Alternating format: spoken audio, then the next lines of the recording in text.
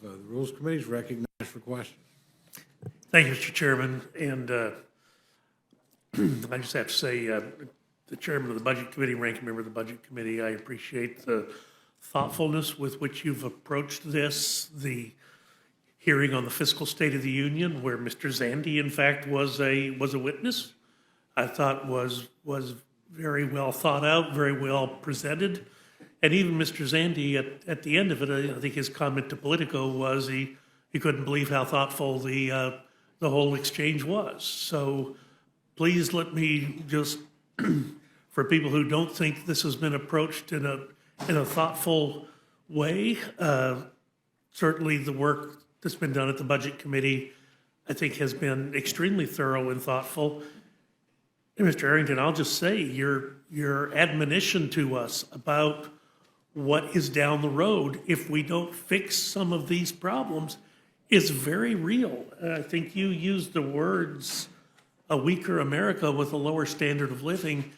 And when I read the stories about the replacement of the dollar as the reserve currency with the yuan, what is that going to mean for our children? So if we don't get our fiscal house in order, what is it going to mean for our children, our grandchildren? Well, the massive amounts of debt are already squeezing our ability to fund our priorities. And I'd say the first and most important job of the federal government is to provide for the common defense. And we have evolving threats, we have great power adversaries, and we have reduced per capita or per GDP, however you want to do it, but it's apples to apples over time. We are at decade-low levels of investment and our readiness. So that's just one example. We hear people talk about infrastructure.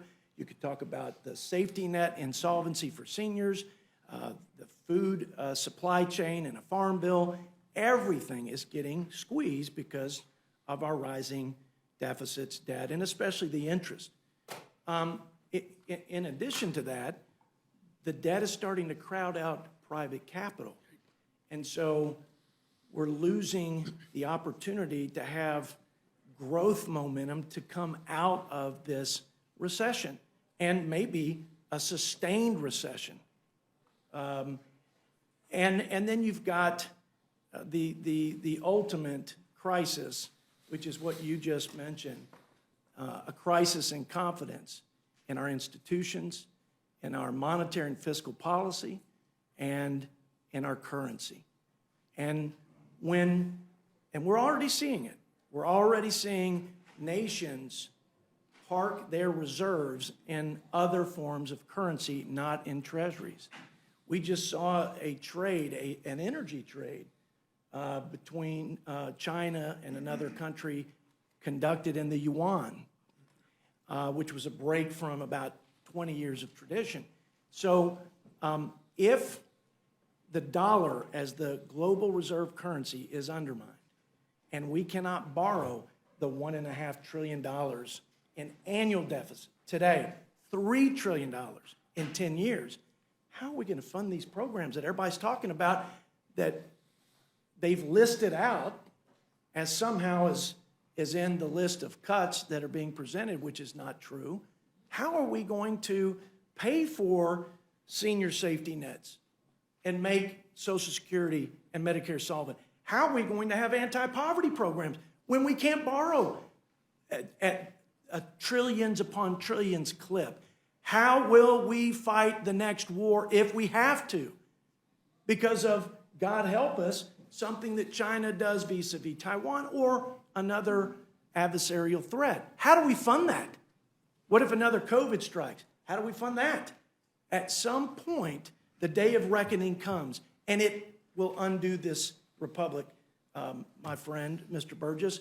And the one stakeholder that I have not heard one iota about in this important conversation, and that is the future generation of Americans. My 3 children, I suspect your children and grandchildren, where is their seat at the table?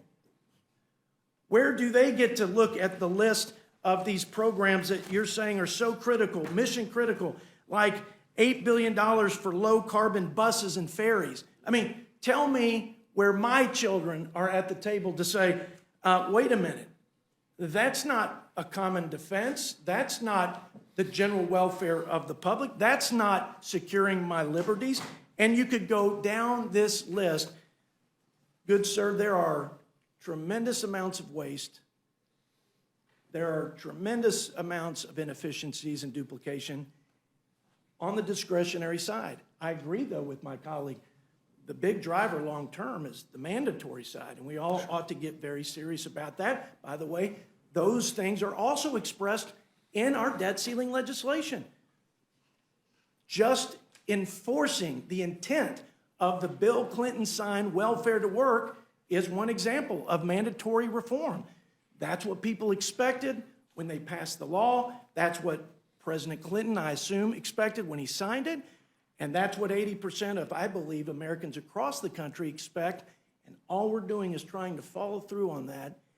And so it's a serious issue, and we don't have a lot of time left, so we better roll up our sleeves and learn to work together to address it.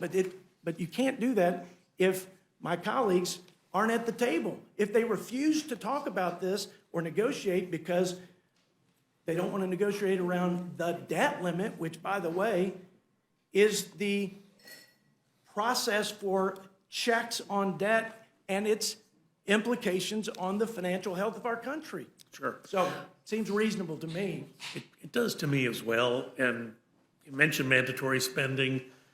Congressional Budget Office, when they put out their review of your bill, and thank you for doing that bill, by the way, it does reduce interest on the public debt by $500 billion over the next 10 years. That's a real savings, mandatory spending, because you've got to spend the money interest on the money that you've borrowed. 4.8 trillion over the next 10 years, which is, I mean, that's a deficit reduction act, if you ask me. So, look, Stephen Moore today in his column talked about the fact that the COVID emergency is over. Earth to Washington, COVID is over. Why in the world are we spending and borrowing so much money? The red ink is running $400 billion higher than at this stage last year. That's a pretty legitimate question to ask.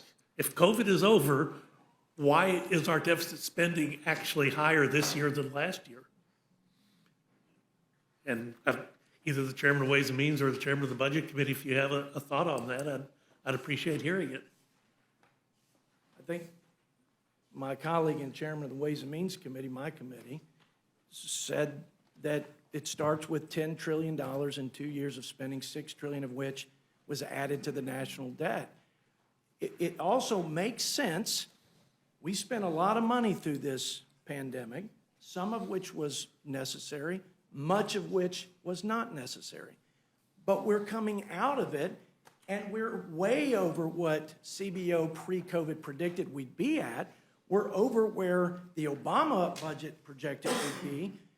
The federal government, ladies and gentlemen, is 40% larger today in 2023 than it was pre-COVID in 2019. Now, if we collectively, and being intellectually honest with the American people, don't believe we can find the 9% reduction, $130 billion, I am aghast. And I'm losing hope because we're just right-sizing the bureaucracy after all this COVID spending, and then we're putting forward some of the mandatory reforms and growth policies that will be necessary to save the country. And let me give you an idea of one of the places where we might look. We did have a hearing in the Energy and Commerce Committee about a month ago, and we invited in the inspectors general from Department of Commerce, the Environmental Protection Agency, the Department of Energy, and Natural Resources. And here was their consensus that there is so much, you don't normally think of the velocity of federal spending, but that's what they were describing. The pressure of pushing those dollars out the door is so intense that they can't do their jobs as inspectors general and assure Congress that those dollars are being well spent. So they're coming to us asking for more money for the oversight of all of this stuff that we were already pushing out the door. And as I told the hearing, I said, I feel like I'm in a Franz Kafka novel. You come in and tell us you're spending more money you've ever spent before, but now you need more money because otherwise we're going to be robbed blind by these programs that are pushing money out at a volume that is unprecedented. So those are the places where we can, in fact, achieve those savings that you're talking about. And I just got to tell you, I'm grateful that you've done this work, Mr. Arrington. I'm grateful to all of the witnesses for being here today. This is important work. We owe it to our heirs and assigns to get this right.